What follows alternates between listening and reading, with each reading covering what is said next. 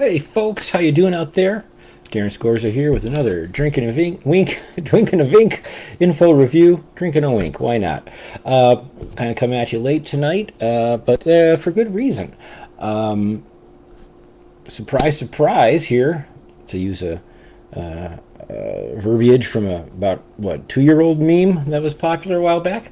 I'm going to do a bourbon info review. As you know, if you've been following this, I did a Scorchtember Bourbonanza back in September, tasting, sampling, talking about all the bourbons that I had, and we got through a lot of them.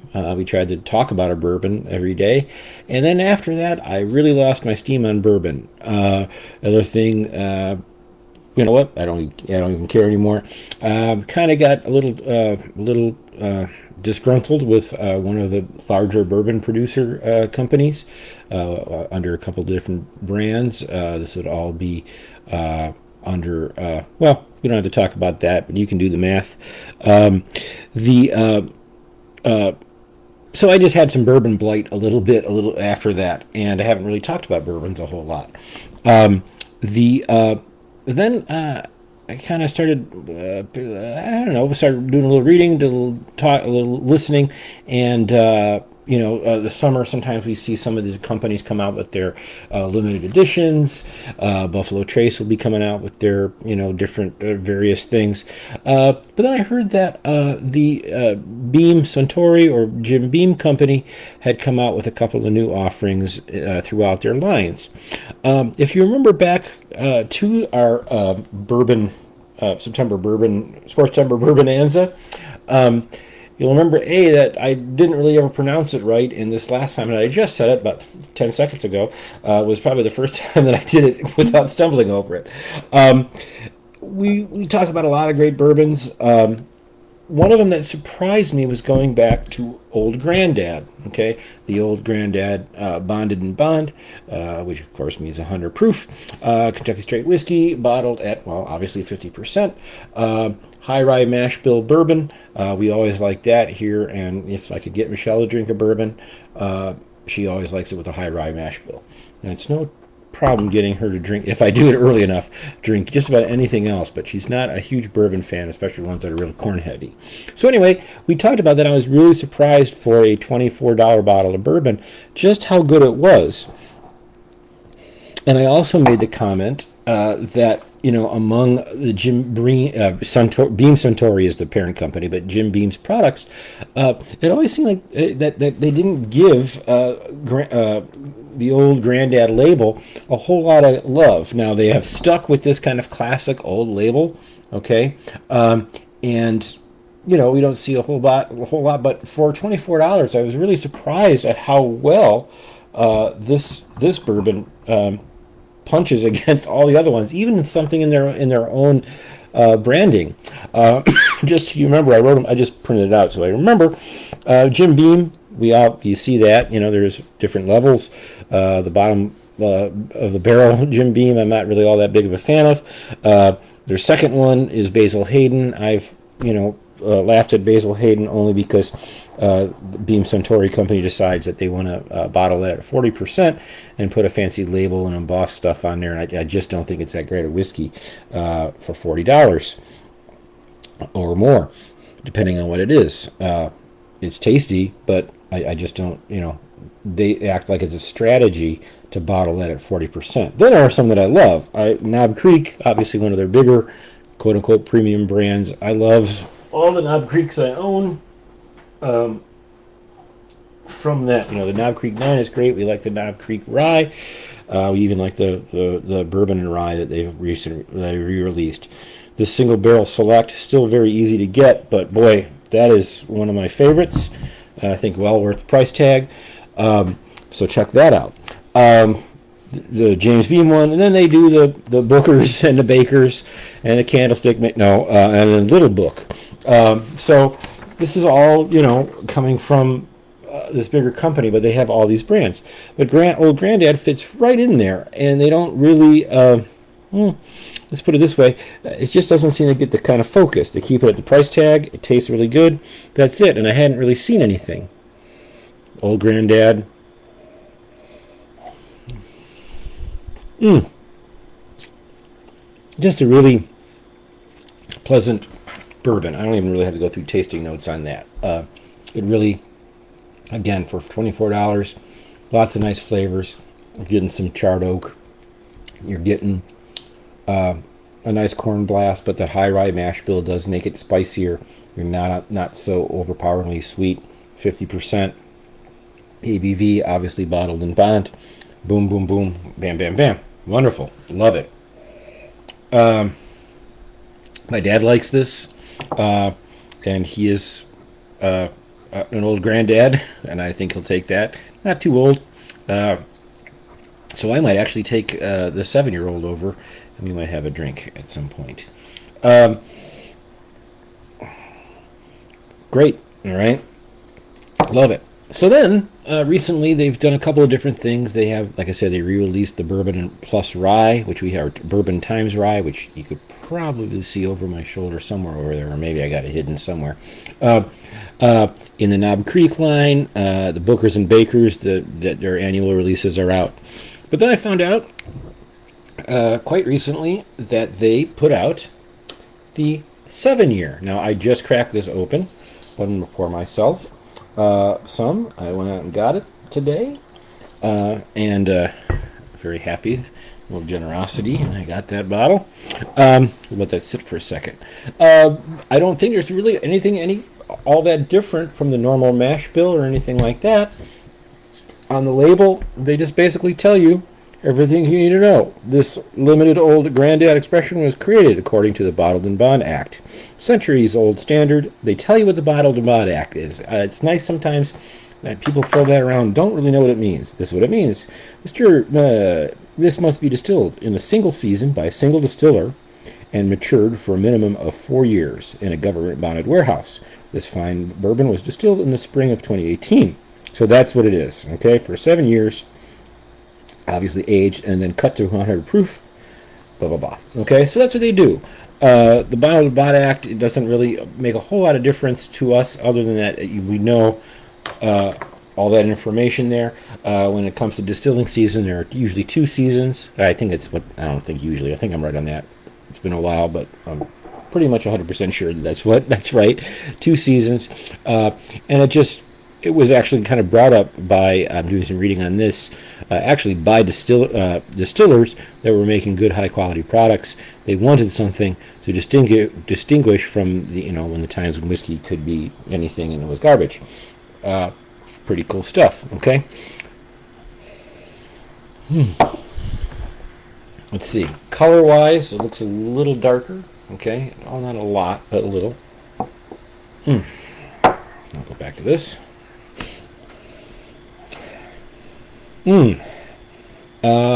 Seems like maybe a little bit of the oakiness and the kind of corn punch on the nose is a little tempered. Okay, I like it. Camphor, caramel,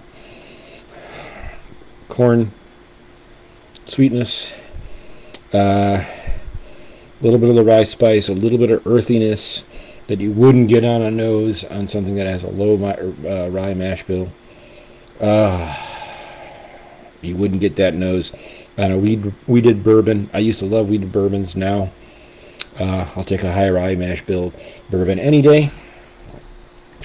Again, most of you know this, but I always like to make this info. For those of you who don't understand that, I'll go through it one more time. Main thing that makes something a bourbon is not where it's made. You can make bourbon anywhere. It is that it is above 51% corn grain in that mash bill or in that recipe. Okay, that it just qualifies it a bourbon as primary grain. If you make it all with bourbon, or all with corn grain, then you have a corn whiskey. So what has been the tradition for on and on and on as many years is to have at least 51% corn in your mash bill. Most of the time, it's up more around 70. Okay, and then you need to obviously fill out that mash bill with something else.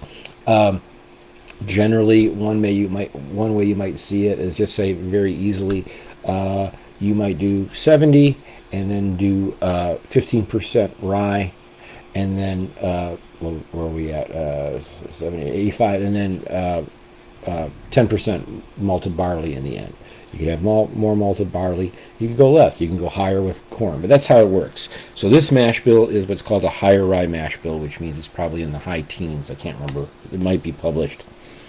But I'm getting it on the nose. And on the taste, that's what we're all waiting for, right?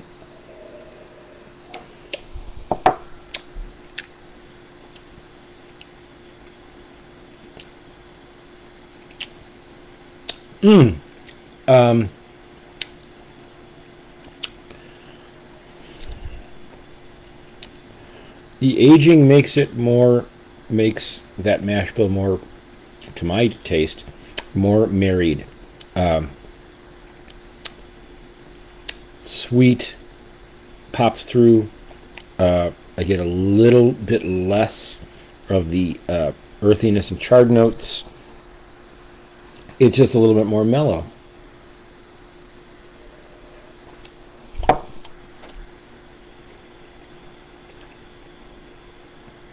It's tasty. Perhaps as it moves to the finish, packs a little more punch. It's kind of what you expect for, a little older Old Grand Dad.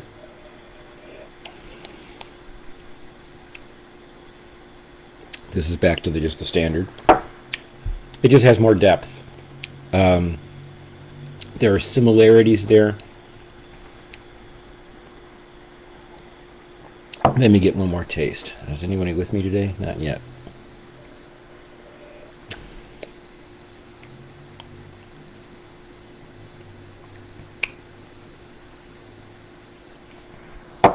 Here's what's kind of funny.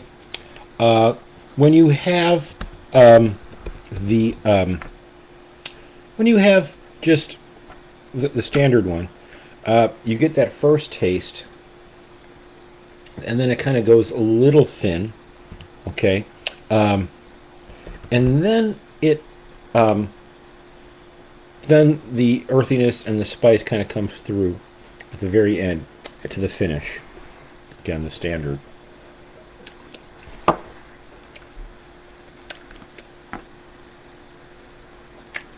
It just doesn't have the depth.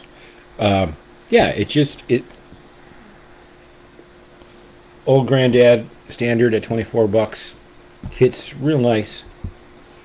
I'm trying to look up I want to see what I gave the score.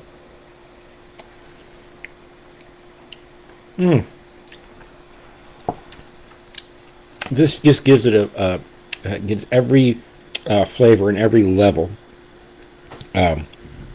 just more depth. It just moves in a little smoother. It's really nice. I'm just pulling up my grade sheet to see if I had what I said. I gave Old Grand Dad 100 bottled and bond, 100 proof, $24. I gave it an 8.1 in my Scores Timber Bourbonanza. This is definitely gonna score a little higher.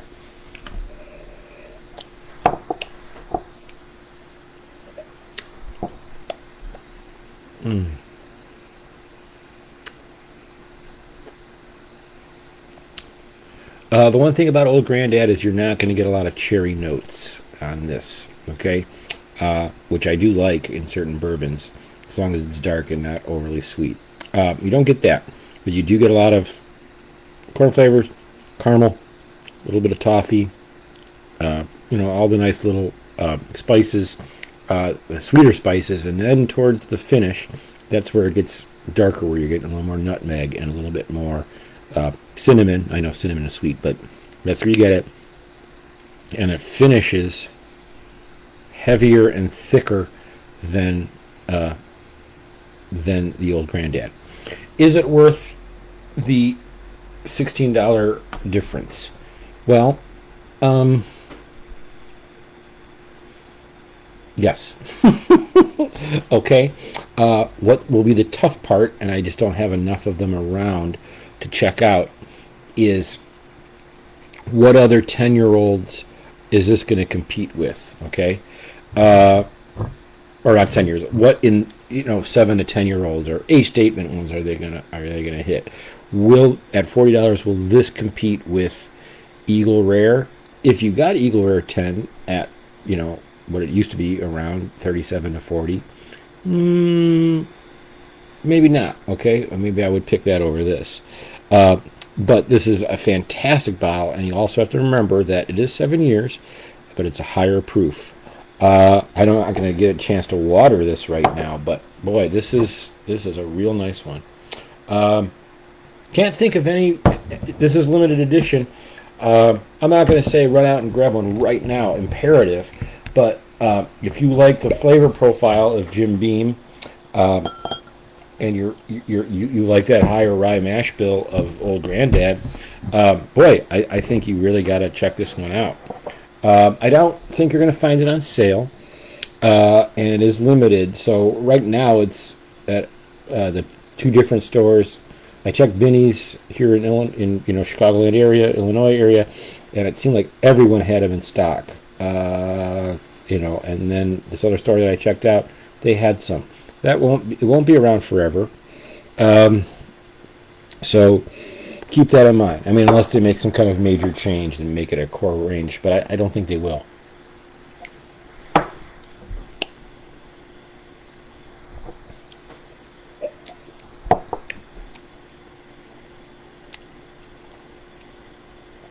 Yeah, it just has a richer everything.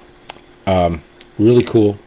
The only thing that's interesting is that it is at the same ABV, and now I know that when something is aged longer in the cask, there is some evaporation or some angel share. Old Grand Dad at 50% hides that alcohol level pretty well. Here, in the 7, it actually is punchier. That's weird. It's interesting. So the flavors have been married and mellowed a little better to me, or a little more. I should better or worse. More. I don't get this okay, here's sweet. Okay, now there's some a little more spice. I get that with this, but it seems like it's not like it's a straight a wavy line versus a beep boop boop boop. Okay, the taste. However, I get the alcohol. That whatever that means. Okay, I get that a little bit more with the 7.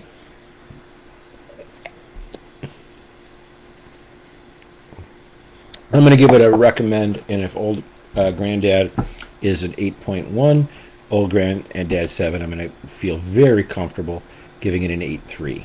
Okay, 8.3 is really to get to 8.4 and to 8.5. It has to be something that really knocks me out. Does this really knock me out? No. Is it going to fight a little bit with some other things that are in the $40 range? Possibly. I don't know what Knob Creek and I don't know what Elijah Craig is going for right now. Yeah, like I said, would I drink this over? I find this more interesting than Elijah Craig's small batch. Knob Creek 9. Right, that's what it is. Knob Creek 9. It's real tight. It's unique enough that I think if you need to add one more bourbon bottle to your shelf, this would be a very interesting pick. That's all I got to say. But you got to get with all these other labels with this kind of label, and I mean you can see that my bourbon shelf. I move from left to right here right now, and there's some more over down on the other shelf. It is kind of fun that they keep this, that the Beam Suntory company keeps this old kind of stodgy little bottle label. They did a cool thing, like I said. This actually is more papery than the other one. Well, maybe not. Maybe this has just got older. But yeah. If you are a fan of the Old Granddad and you're like me and say, wow, this is really kind of fun that a $24 bottle tastes this good, yeah. Wild Turkey 101 is kind of everyone's favorite $24 bottle of whiskey. Old Granddad standard bottled and bond is right there. I also noticed that now they have Wild Turkey 101 also has a I don't remember what it was. What made it special? They might have gone. It just makes no sense because they bottled at 101, or it's called 101 for a reason. It's 101 proof, and I think there might be a higher proof one out there. That might be interesting in terms of maybe a competitor to this Old Grand Dad 7. All right, I'm going to wrap this up. I'm going to pour myself a little more. This just is just really tasty. I would also say that, man, this would crush in a nice cocktail that needs some bourbon. Yeah, because it's just very down the middle in terms of the spice thing. It doesn't go too sweet. It's not too heavily peppery or influenced by the rye. It is a high rye mash bill, but this would really crush in a good cocktail. Maybe I'll try it in that.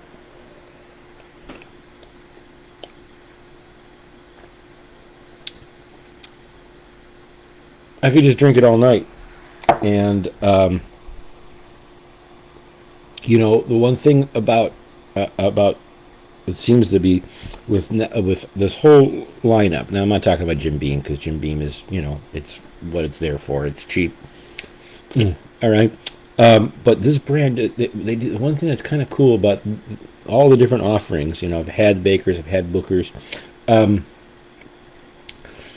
You get a little bit of the char of or the barrel toast, whatever they're doing. When they fire the new oak barrels. It's just not raw in there, but they don't overdo it. And some other companies now are really getting into that vibe because I think they're trying to be like barbecue. You know what I mean? And I can kind of get that note. And if it's done well, great. You know what I mean? But if it tastes like old wood, the only thing that it's supposed to be aging in is new oak barrels. So if I'm tasting some real heavy old char, it means they maybe overcharred the barrels. You know what I mean? Char isn't always the greatest thing. You know what I mean? Like, it's cool to have your steak a little bit of it, but you don't do that every time. You know what I mean? Like, I like blackened catfish, but then I also like the way catfish is done when my wife makes it, which is not blackened. Yeah, maybe that is they're kind of relying on that for flavor. Boy, I'm making this a treatise on bourbon and what I don't like and what I like what I like, and I might change that. There is some, occasionally that I call them char heads. All right, char heads love that stuff that just has all kinds of burnt, this and that and the other thing. Okay, I guess, yeah, there you go. I love it. Really pleasantly surprised by it. Okay, very good. I'm just gonna have to stop drinking it tonight because I have to do something tomorrow. I have to do anything tomorrow. It's really fun to come back and do some bourbon. Sometimes that's just what happens. Is you have a certain amount of anything for a while, and you're like, I just got to get off of it for a while.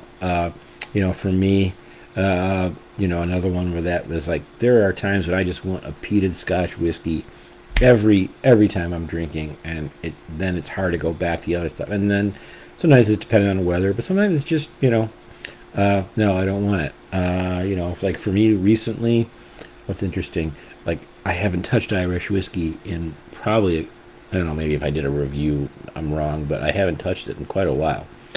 Really nice stuff. There you go. I'm just trying to think.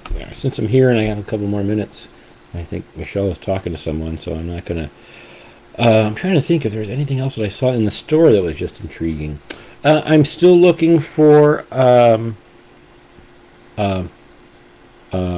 was it? The 1792 in the cognac finish. If anybody kind of sees that, let me know. I think that ship probably has sailed in terms of affordability. That's it. All right. Boy. You know what? I had my light on. Did it even make any difference? All right, no. Cool. That's about it. I think I'm going to bottle this up, save this, and maybe I'll take it and have it with my experienced granddad. Okay? We'll see what he thinks. Yeah, I know sometimes in our current state we could all use a little Okay, sometimes it works. All right, we'll see you. I have nothing else. I'm trying to think of what else I'll do next. I don't know. Whatever. What's next?